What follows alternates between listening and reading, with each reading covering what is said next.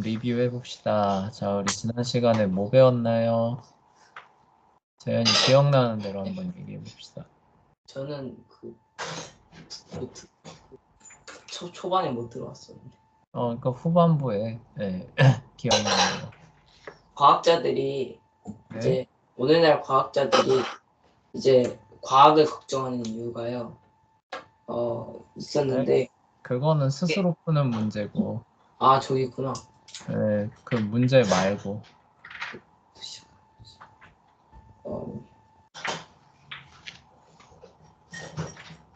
뭐가 있지?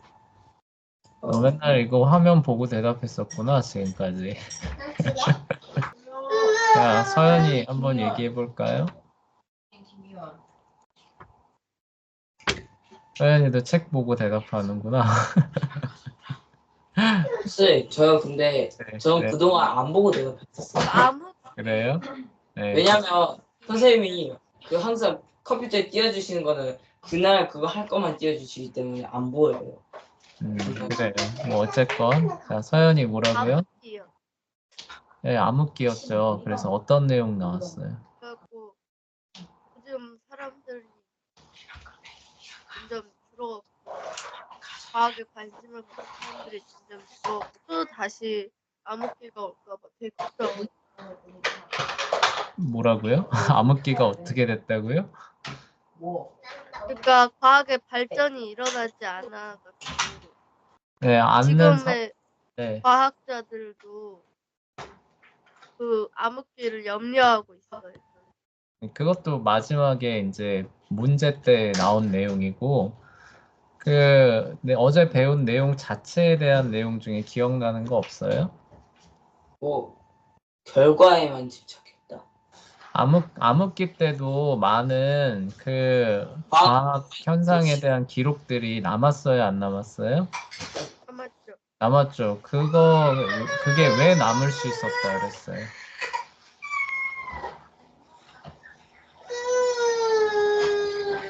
이거 기억을 전혀 못하네.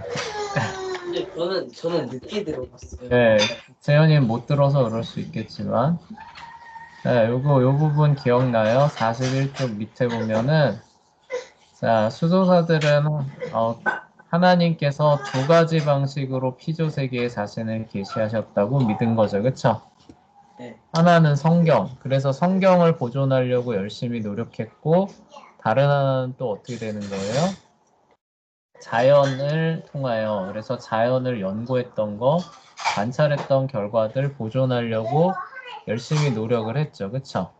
네, 그 결과 암흑 시대가 지나갔을 때 과학이 제로 베이스에서 출발하는 게 아니라 뭐예요?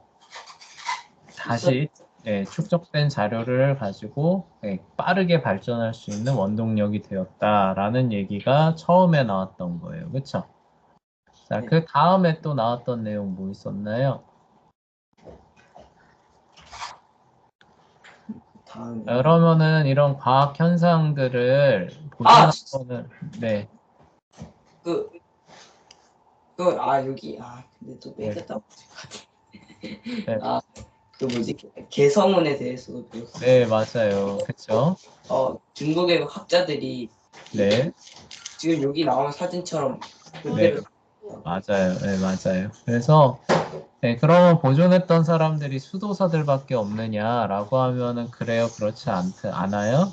그렇지는 않아요. 그렇죠? 아랍이나 오늘날의 이제 그 중동 지역이에요. 아랍이나 중국 사람들도 다른 이유죠. 종교적인 이유로 해서 이런 것들을 기록하는 거는 굉장히 많았다는 거죠. 그렇죠? 그래서 개성운 이 폭발에 대한 요 기록들이 천문 기록들이 나와 있어서 현대에 이제 절대 연재를 추정하는데 요 사건들을 활용을 또 하기도 한다는 거죠. 그렇죠? 그리고 이제 뭐 의학 기술의 발전. 하지만 과학적인 차원에서 원인을 규명하는 것들은 이 시대에 있었다는 거예요, 없었다는 거예요? 없었다라고 하는 게 지난 시간의 내용이 됩니다. 자, 그런 내용을 바탕으로 해서 이제 과학이 다시 제 속도를 찾아가는 이제 중세 시대 한참부터 시작해서 종교 개혁이 시작하려는 그 시점이죠. 그렇죠? 자, 놀랍게도 자세히 보시면 우리가 중세 암흑기라고 하는데 그 중세 암흑기라고 불리는 기간에 어떻게 되는 거예요? 과학이 다시 태동하는 거예요. 그렇죠? 네, 그래서 우리가 중세 시대를 볼 때 그 잘 봐야 돼요. 그렇죠? 예, 그 어떤 편견이나 이런 걸 갖고 보면 안 됩니다. 자, 시작할게요. 자, 암흑시대가 끝나갈 무렵 대부분 로마 가톨릭 교회 덕분에 실질적인 과학이 서서히 재등장하기 시작하였다. 그렇죠? 그런 수도사들이 보존한 자료들 뿐만 아니라 어쨌든 그들은 하나님의 세계를 이해하려고 노력하려는 사람들이었기 때문에 예, 다시 태동하는 거는 결국 시간 문제가 되는 거죠. 로마 제국의 부정적인 영향력 때문에 암흑시대 초기에는 과학의 발전이 상당히 더디게 진행되었다는 사실을 기억하기 바란다. 그렇죠? 그래서 로마 제국 시대를 지나면서 과학이 그냥 갑자기 사그라들었죠. 그렇죠? 자, 그 이유 중에 하나가 과학이 그토록 낮은 평가를 받았던 여러 가지 이유 가운데 하나는 로마 제국을 지배하고 있던 종교 때문이었어요. 그들이 섬기던 신들 때문에 그런데요. 볼게요. 로마 사람들은 수많은 신들을 믿고 있었다. 각종 신들은 우주를 떠돌아다니면서 자기들의 변덕스러운 마음이나 일시적인 기분에 따라 제멋대로 사람들을 괴롭히거나 도와준다고 믿었다. 그와 같은 종교적인 믿음과 환경 속에서는 자연 세계를 설명할 수 있다고 믿을 만한 아무런 이유가 없었다. 특히 무엇보다도 신들은 변덕스러운 마음이나 일시적인 기분을 갖고 일관성 없이 제멋대로 행동했다. 따라서 로마 사람들은 각종 신들의 피조물인 자연세계 자체도 역시 제멋대로 돌아가야 한다고 믿었다. 그 결과로 로마 사람들은 자연세계를 그냥 설명할 수 없는 대상이라고 결론 지었다. 그쵸? 그래서 우리가 그 창세기 문학 공부할 때 그 신의 이방신과 하나님에 대한 그 대비해서 그 나왔던 내용도 여기 들어가죠. 그쵸? 거기 네. 보면은 하나님께서는 어때요? 선하시기 때문에 그분을 찾는 모든 이들에게 선하게 대우한다고 나오지만 거기에 보면 어때요? 이방신들은 어때요? 자기 마음 내키는 대로 그쵸? 예, 누구는 도와줬다가 누구는 버리고 그쵸? 근데 그 이유를 사람이 모르죠. 그쵸? 예. 왜 그러냐라고 하면 그건 뭐예요? 그거는 그 신의 맘이지, 그치? 예, 이런 식으로 이제 되다 보니까 그런 신이 지은 이 세상 역시도 어떻다는 거예요? 일관성 없이 제멋대로 돌아가는 세상이겠지. 그러니까 신의 변덕을 어떤 일반 규칙화한다는 생각은 넌센스잖아요. 그쵸? 예, 네. 그러니까 역시 자연 만물이 돌아가는 일반 규칙을 설명하고 규명한다라는 생각 역시도 어떤 거예요? 똑같이 넌센스가 되는 거예요. 그쵸? 네. 그래서 로마 사람들이 이렇게 과학에 대한 그런 열심이나 이런 것들을 예, 그냥 정신 나간 소리처럼 그쵸? 여기게 되는 거죠. 그러니까 또 부연 설명을 하자면 이런 거예요. 오늘날에는 천둥이 치고 번개가 치고 비가 내려요. 그러면 어때요? 그거를 과학적으로 원인을 이렇게 규명을 해서 일기예보 같은 거 하잖아요. 그렇죠? 그래서 내일은 비가 올 것입니다. 이렇게 하는데 자, 이런 개념들이 로마 사람들한테는 어떻게 들렸다는 거예요? 한마디로 미친 소리죠. 그렇죠? 내일 날씨를 주관하는 신이 누군지 어떤 신인지 선생님 로마 신 잘 모르겠지만 어쨌든 그런 신이 있었겠죠. 그렇죠? 네. 네, 근데 그 신의 기분이 내일 좋을지 나쁠지 그리고 지금은 좋을 수 있지만 그 다음에 갑자기 또 나빠질지 이런 걸 어떻게 예상을 해요. 그렇죠? 네. 네, 그렇게 이제 들렸다는 겁니다. 그렇게 사람이 생각하다 보니까 어떤 자연 세계나 만물에 대한 과학적인 탐구를 한다라는 마음이 일어날까요? 안 일어날까요? 안 일어나요. 일어나게 되고, 예, 그냥 어떤 기술을 활용한 그 응용물에만, 그쵸? 예, 관심을 보이는 예, 그런 사람들이 주류를 이루게 되니까 과학의 암흑시대가 찾아왔던 거예요. 그쵸?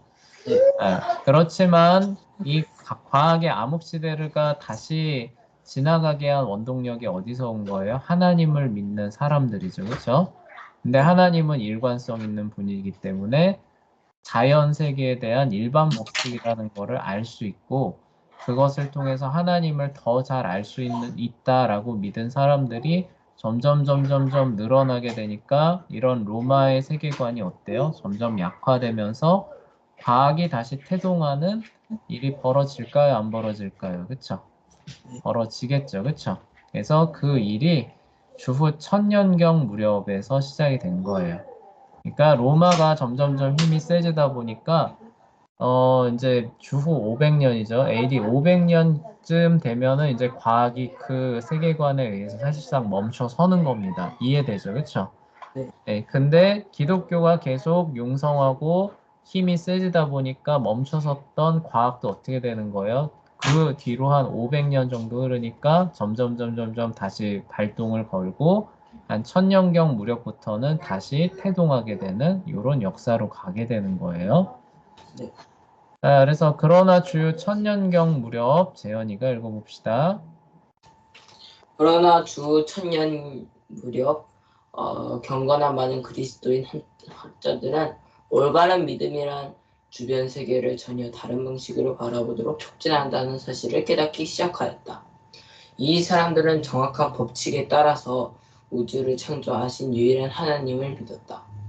또한 이와 같은 하나님의 법칙은 결코 바꿀 수 없다고 굳게 믿었기 때문에 이 사람들은 하나님께서 운행하고 계신 자연 법칙도 역시 절대로 바꿀 수 없다는 사실을 깨달았다.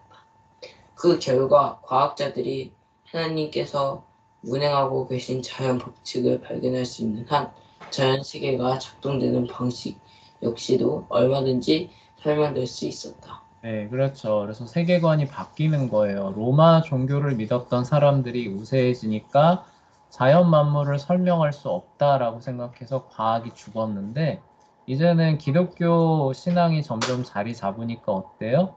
하나님이 변함없으신 분이니까 그분이 만든 이 세상도 법칙에 따라서 설명할 수 있을 것이다 라는 사람들이 점점 늘어나면서 과학이 다시 태동하는 거죠. 그쵸? 네. 이 역사의 흐름을 잘 기억해 두세요. 자, 그 다음 서연이 읽어볼게요. 자연 세계는 어떤 법칙들을 반드시 따라야 한다는 사실이 우리에게는 한편으로는 고통스러울 정도로 분명해 보일 수도 있다. 그러나 이런 식의 사고방식은 암흑시대 말기에는 상당히 혁신적인 것이었다. 그렇다고 하더라도 그런 사고방식이 실제로는 그다지 새로울 것도 없었다. 아리스토텔레스와 톨레미 같은 그리스 과학자들도 역시 자연 세계가 변하지 않는 법칙들로 설명될 수 있다고 믿었기 때문이다. 네, 그래요. 자, 암흑시대 말기에는 자, 이런 자연 법칙이 존재하고 그것에 의해서 세상이 돌아가고 세상이 설명할 수 있다라는 사고 방식이 어떻다는 거예요? 굉장히 혁신적인, 혁명적인 생각이었다는 거죠. 그렇죠? 네. 그러니까 이런 거라고 생각하시면 돼요. 네, 우리나라도 약간 그 미신적인 성향이 약간 강하잖아요. 그렇죠?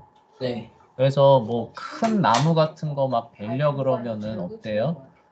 사람들이 이거 하지 마라 막 이러면서 두려워하잖아요. 그쵸? 막 네. 되면 거기 안에서 죽은 고양이 시신이 막 네, 튀어나와요. 맞아요. 그러니까 나무를 뭐 과학적으로 연구를 하고 나무가 자라는 뭐 이렇게 방식을 이해하고 이런 생각을 사람들이 못 하잖아요. 그쵸? 네. 네, 근데 그런 그 사람들이 살아가고 있는 세상에서 그렇지 않다. 나무가 이렇게 그 물을 가지고 광합성을 해가지고 그 목질이 이렇게 1년 지나면서 이렇게 두꺼워지는 것이고 그래서 결국 이렇게 커진 것이다. 그래서 나이를 대략 추산해 보면은 이 나무는 한 500년 정도 될 것이다. 이렇게 생각하는 게 우리는 자연스럽죠. 그렇죠? 그런데 그런 미신적인 사고방식에 빠져 있는 사람들한테는 그게 어떻게 다가와요? 굉장히 혁명적으로 다가오겠죠. 그렇죠? 네. 그러니까 여기서 말하는 이 자연 법칙을 발견할 수 있고 설명할 수 있다라는 이 사고방식이 당대에는 진짜 혁명적인 거였어요. 그렇죠? 그래서 그 세계 자체를 그쵸? 예, 뒤흔드는 그런 엄청난 생각이었는데 그렇지만 역사 전체를 놓고 보자는 거예요. 역사 전체를 놓고 보면은 이게 뭐 그렇게까지 새로운 생각도 아니라는 거죠. 그쵸? 그래서 아리스토텔레스나 뭐 프톨레마이오스죠. 톨레미 같은 그리스 과학자들도 자연 세계가 변하지 않는 법칙들로 설명될 수 있다고 믿었기 때문에 설령 하나님을 믿지 않는 사람들이라고 한다 할지라도 하나님의 일반 은총 안에서 그쵸? 하나님의 일반 은총 안에서 자연계가 일반 법칙으로 설명될 수 있다라고 생각한 거는 상당히 자연스러운 생각이었다는 거죠. 그쵸? 근데 그런 자연스러운 생각을 오히려 누가 뒤엎은 거예요? 이방 종교잖아요. 그쵸? 그리스 로마의 이방 종교의 어리석음이죠. 그쵸? 이방 종교의 어리석음, 미신적 두려움이 오히려 그거를 뒤엎어버린 거예요. 그쵸? 네. 그래서 이렇게 오히려 암흑이 드리운 거죠. 이방 종교와 미신 때문에 사람들에게 암흑이 가린 건데 그것을 다시 성경이 어떻게 하는 거예요? 빛을 비춰서 그 올바른 곳으로 그쵸? 인도해 주는 거죠. 그쵸? 네. 그래서 그 이방 종교라고 하는 것이 이렇게 그 사람을 어리석게 만드는 거예요. 근데 거기서 성경이 인류를 다시 이렇게 끌어내 주는 겁니다. 자, 볼게요. 자, 그런 사실에도 불구하고 암흑시대에는 이와 같은 그리스 과학자들의 생각은 로마 사상의 영향으로 대부분 무시되었다. 그쵸? 아마도 이 시기에 가장 중요한 인물은 로버트 그로스테스테였을 것이다. 네, 이름은 좀 어려운데 이 사람 꼭 잘 기억해 주세요. 네, 그로스테스테는 주후 1200년대 초 로마 가톨릭 교회의 주교로서 하나님께서 운행하시는 법칙들을 발견함으로써 자연 세계의 비밀들을 배울 수 있다는 생각을 하였다. 요거 아까 얘기했죠, 그쵸? 굉장히 그 혁명적인 생각이었고 사실 원래 보면은 보편타당한 생각이었지만 그쵸? 드디어 기독교적인 세계관 안에서 이런 것들이 수면 위로 드러나는 거예요. 그런 것들을 보여주는 첫 사람이 이제 그로스테스테가 되는 겁니다. 그러면서 그 위대한 발명품을 또한 과학 탐구의 목적이 위대한 발명품을 만드는 것이 아니라 이게 이제 로마 사상이잖아요. 그렇죠? 예. 발명품 활용만 잘하면 됐지라는 것이 아니라 이제 어떻게 되는 거예요? 여러 가지 사실 뒤에 숨어 있는 그쵸? 원인을 발견하는 데 있다고 가르쳤다.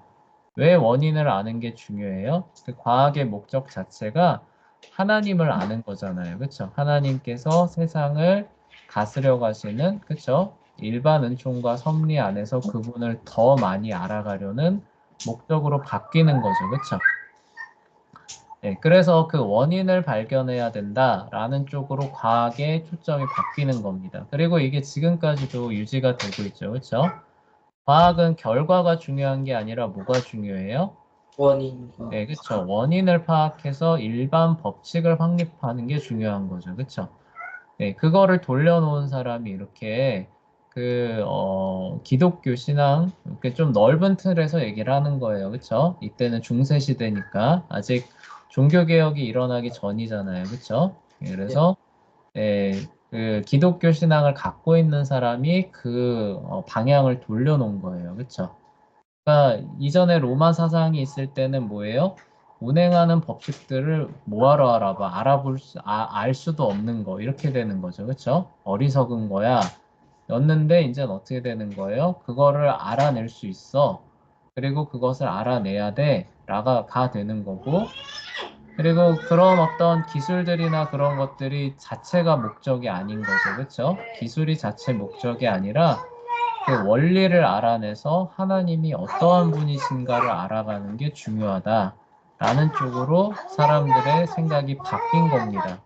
이 영향이 어디서 왔느냐라고 하면은 그리스 사상의 영향도 종교에서 왔잖아요. 그들 종교에서, 그쵸? 변덕스러운 신들을 섬기는 그들 종교에서 온 것처럼 이러한 세계관 역시도 기독교에서 영향을 받아서 온 것이고 그것이 과학을 다시 태동시키는 주요한 원동력이 됐다라는 얘기입니다. 계속 같은 얘기를 반복해서 하고 있죠. 그쵸? 그래서 과학의 본질, 오늘날의 과학의 본질을 그로스테스가 다시 제시를 하는데 이게 기독교 신앙에서 왔다라는 얘기죠. 자, 재현이 그 다음 읽어볼게요. 그로스테스테는 어떤 과학자든 관찰 결과를 내놓은 다음에는 이처럼 관찰된 사건이 왜 일어났는지에 대해 가설을 세워서라도 설명할 수 있어야 한다고 가르쳤다. 또한 그런 다음에는 반드시 자신의 설명을 검증할 수 있는 실험들을 선보여야 한다고 가르쳤다. 실험 결과가 설명을 확인하고 뒷받침해 준다면 그 설명은 신뢰할 만한 것으로 여길 수 있었다. 그러나 만약 실험 결과가 설명과 상충되는 경우라면 그 설명은 분명히 잘못된 것임에 틀림없다. 다음 장에서는 배우겠지만 이것은 본질적으로 현대 과학에서 오늘날 우리가 흔히 사용하는 방법이다. 그런 까닭에 그로스테스테는 흔히 과학적 방법론의 아버지라 불린다. 왜냐하면 최초로 과학적 방법론을 설명하고 활용한 사람이었기 때문이다. 그로스테스테는 무지개를 설명하는 문제에도 과학적인 방법론을 응용하였다. 그는 한 번도 무지개에 대한 만족스러운 설명을 내놓지는 못했다. 네, 그래요. 여기까지요. 자, 그래서 이 그로스 테스트가 사용한 이 방법이에요. 과학의 본질을 얘기를 하고 원인을 발견하는데 있다고 가르쳤는데 그러면 이걸 어떻게 이 원인을 규명하고 일반 법칙을 알아내느냐라고 했을 때 첫 번째 어떻게 한다는 거예요? 관찰 결과. 그러니까 처음엔 어때? 사실 그 자체를 관찰해야 된다. 이게 이제 첫 번째 과정이 되는 거죠. 그렇죠? 네, 원인을 알아내는 것이었기 때문에 그 관찰 결과를 설명할 수 있는 나름의 원인을 제시하는 거죠. 그렇죠? 그게 가설이 되는 거예요. 그렇죠? 자, 그렇지만 그 원인을 제시를 했지만 그게 정말 그 원인인지 아닌지 확인해 봐야겠죠. 그쵸? 네, 그래서 실험을 해서 그게 맞는지 아닌지를 검증을 합니다. 자, 맞는다면은 그것이 과학적인 이론과 설명으로 잡겠지만 틀리면 어떻게 되는 거예요? 아, 원인을 잘못 짚었구나가 돼서 어떻게 돼요? 다시 가설을 세우는 쪽으로 돌아가겠죠. 그쵸? 네, 잘 따라오고 있어요? 네. 네, 이게, 근데 이 방법이 현대과학에서도 그대로 적용됩니다. 네, 오늘날에도 일반 법칙을 어떻게 발견하느냐, 처음에 관찰해요. 다음에 자기 나름대로 원인들을 파악하고 제시를 합니다. 다음에 그게 사실이라는 실험들로, 그쵸, 입증을 해요. 네, 그러면 어느 정도 살아남은 이론으로서 자리를 잡게 됩니다. 이게 오늘날에도 사용하는 그 동일한 방법이거든요. 그래서 그 방법들을 통해서 우리가 자연계의 일반 법칙들을 발견해내고 확립을 하는 거예요. 그래서 과학적 방법론의 아버지라는 이제 별칭을 얻게 돼요. 그러니까 과학이 원인을 규명하는 건데 그 원인을 규명하는 방법 자체를 처음으로 제시했잖아요. 그렇죠? 그래서 과학적 방법론의 아버지다. 라고 얘기가 된답니다. 그래서 이렇게 그 자기의 방법론을 적용을 해서 무지개를 설명해 보려고 엄청나게 노력을 했대요. 근데 만족스러운 설명을 내놓지는 못했다라고 하는 거니까 뭐예요? 관찰 결과를 내놓고 가설을 세웠지만 실험 단계에서 어떻게 했다는 거예요? 실패했다는 거죠. 그렇죠? 자기 그 가설을 뒷받침할 수 있을 만한 실험 결과를 내놓는 거는 실패했다라는 얘기예요. 자, 그 다음 서연이 읽어볼게요. 그러나 그런 사실에도 때로부터 대략 50년 뒤에 살았던 로마 가톨릭 성직자인 디트리 폰 프라이베르크는 그로테스테의 연구 결과를 바탕으로 왜 하늘에 무지개가 나타나는지에 관한 적절한 설명을 제시할 수 있었다. 그런 사실 때문에 폰 프라이베르크는 흔히 무지개의 신비를 풀어낸 성직자라고 불린다. 네, 그렇지만 거기서 멈추는 게 아니라 프라이베르크라는 사람이 그로스테스테의 그 방법론을 이어받았죠. 그쵸? 그래서 계속 도전하고 가설을 수정하고 한 결과 어떻게 되는 거예요? 무지개가 생성되는 원리가 드디어 밝혀지게 됩니다. 네, 이게 과학이 태동하는 그런 모습들이 다시 보이죠. 그쵸? 그러니까 옛날 로마 사람들 같은 경우는 무지개가 딱 생기면 어떻게 되는 거예요? 아, 또 무슨 신이 또 농간을 부렸네. 아, 그쵸? 그냥 이 정도밖에 안 되는 거예요. 로마 사상에서는. 그쵸? 네. 네, 근데 이제는 어떻게 되는 거예요? 무지개가 어떻게 네, 생겨요? 그쵸. 기독교 세상으로 넘어오면서 하나님께서 분명히 무슨 일정한 원리를 통해서 무지개를 나타내 보이시는 것일 것이다. 라는 생각을 하게 되고, 그쵸? 그 원리를 규명할 수 있다면 무지개가 생성되는 것도 설명할 수 있다라는 생각으로 가는 거죠. 그쵸? 그래서 그로스테스가 나름대로 시도를 해봤지만 이제 틀린 거예요. 그쵸? 예, 그랬지만 프라이베르크는 어떻게 하는 거예요? 계속 진행했더니 결국 무지개의 원리가 물리학적 원리예요. 물리학적인 원리가 규명이 되는 겁니다. 여러분들 무지개 어떻게 생성되는지는 다 아시죠? 오늘날은. 네, 네. 비가 와가지고. 비가 와서 햇빛에 네, 맞아요. 그 꺾이는 정도가 파장에 따라 다 다르거든요. 그쵸? 네, 그래서 그 빗물이 그 렌즈 역할을 하게 되면서 파장대별로 빛을 다 분리를 해서 이제 이렇게 생기는 거예요. 네, 그런 것들이 프라이베르크 때 이르면은 어떻게 된다는 거예요? 네, 나타난다는 거죠. 그쵸? 근데 비 오는 날 그냥 땅바닥에서 볼 수 있는 무지개들도 다 진짜 무지개예요?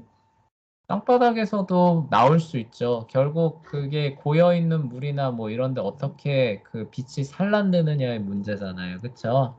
아, 네. 그럼 하늘 하늘뿐만이 아니라. 무지개나 땅바닥에서 나오는 무지개나 거기서 거기예요? 네, 그쵸. 그래서 심지어 그 우리가 그 뭐냐, 비누방울 있잖아요. 그쵸? 네.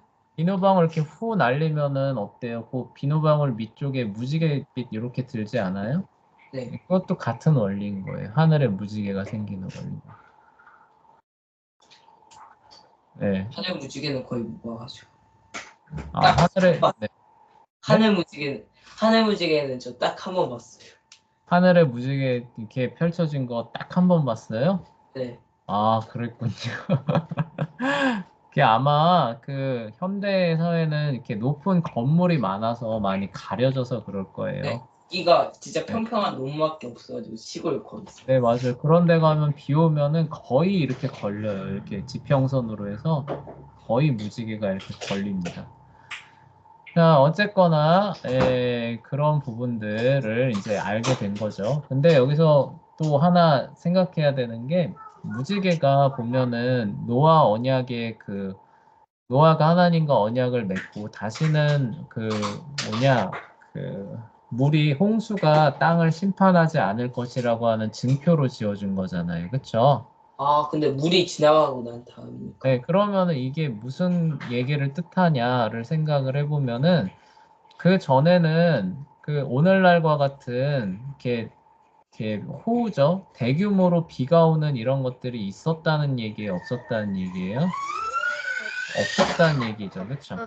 네. 네, 없었다는 얘기예요. 그래서 실제로 창세기 초반부에 보면은 비가 오는 게 아니라 어때요? 땅에서 물기가 올라와서 땅을 촉촉하게 적시는 이런 걸로 기술이 됩니다. 아, 창세기 초반부에 보시면 그 얘기가 나와요. 네, 그러니까 하늘에 어때요? 그리고 또 물층이 공기층 하나 위에 있는 걸로 또 기술이 되죠. 그쵸? 네. 네, 그러다 보니까 무지개가 안 보였던 거예요. 아, 근데 노아 이후에는 그게 어떻게 되는 거예요? 다 쏟아져 내리고, 그쵸? 그래서 이제 공기층을 그냥 통과해 오는 과정 가운데 있는데 구름이 끼니까 이제 어떻게 돼요? 산란돼 가지고 그쵸? 예, 그 뭐냐 이렇게 그 무지개가 생겨나는 그쵸? 예, 그리고 이제 땅에서 올라오는 그런 물도 이제 그런 대류 과정들을 통해서 그 뭐냐 그 비가 오고 내리는 그쵸? 대규모로 비가 오고 내리는 그런 환경들이 갖추어지고 그게 이제 무지개가 생성되는 그런 환경이 갖춰지는 거죠. 그러니까 그때 이후로 노아 이후로 지금까지는 같은 환경을 쭉 유지하고 있는데 노아 이전에는 전혀 우리가 사는 환경이 달랐단 얘기예요. 그렇죠? 네, 그래서 거기는 낮이나 밤이나 기온이 거의 일정한 거죠. 그렇죠? 왜냐하면 물층이 이렇게 막고 있고 또 그리고 다른 온실 효과 같은 효과로 해서 이렇게 낮이나 밤이나 기온차가 거의 없었단 얘기예요. 그리고 땅이나 뭐 공중이나 기온차가 심하지 않았단 얘기거든요. 예, 그리고 비가 안 오고 오히려 땅이 이렇게 올라와서 그렇죠? 물이 땅에서 올라와서 땅을 적셔주는 이런 식의 이제 그 지구였는데 우리는 그런 지구를 살아보지 않아서 잘 모르겠죠, 그렇죠? 네, 그랬단 얘기예요. 그래서 이렇게 무지개가 생성되는 원리를 이렇게 깊이 파고 들어갔더니 어디까지 우리가 나아가요? 홍수 이전에 지구 그 환경에 대해서까지도 우리가 알아갈 수 있는 그 단초를 얻게 되죠. 그렇죠? 이게 이제 과학을 연구하는 사람들의 유익이라는 거예요. 그렇죠? 이런 것들이 없었다면 우리가 이런 부분까지 알 수 있었을까요? 없었을까요?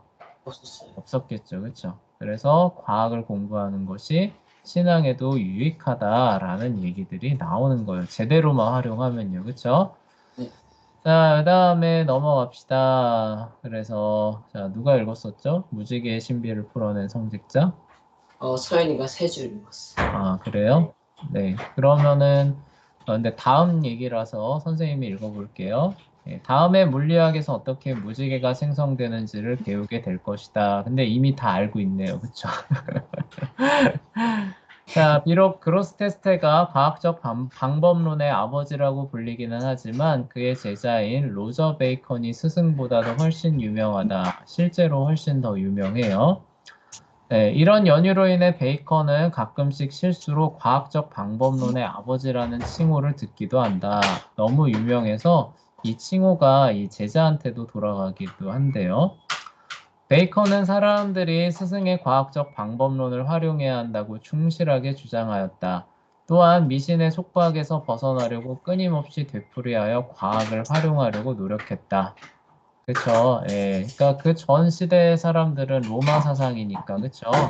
예, 미신이 많을 수밖에 없겠죠. 그쵸? 예, 모든 자연현상을 변덕스러운 신들의 활동으로 생각했을 테니까 미신이 많을 수밖에 없었을 거예요. 근데 거기서 벗어나려면 사람들이 어떤 생각을 해야 된다? 과학을 활용해야 된다라는 거죠. 그쵸? 자, 베이컨 시대에 널리 퍼져 있던 전통적인 지혜에 따르면 다이아몬드는 염소의 피를 사용해야만 깨질 수 있다고 사람들이 믿었대요. 그쵸? 야, 물리적으로 이게 맞는 얘기일까요? 틀린 얘기일까요? 전혀 틀리죠. 그쵸? 근데 여기에다가 종교적인, 신비적인 의미를 집어넣는다면은 이게 성립될 수 있을까요? 성립되지 않을까요? 신비적인 내용이요? 예, 예를 들어서 다이아몬드는 신비적인 의미로 봤을 때 얼음과 같은 성질을 갖고 있는 애라고 우리가 가정해보고 염소의 피는 불의 성질을 갖고 있는 애라고 가정해봅시다. 네. 자, 그러면은 불을 물에 갖다 대면 얼음에 갖다 대면 어때요? 얼음이 녹잖아요. 그쵸?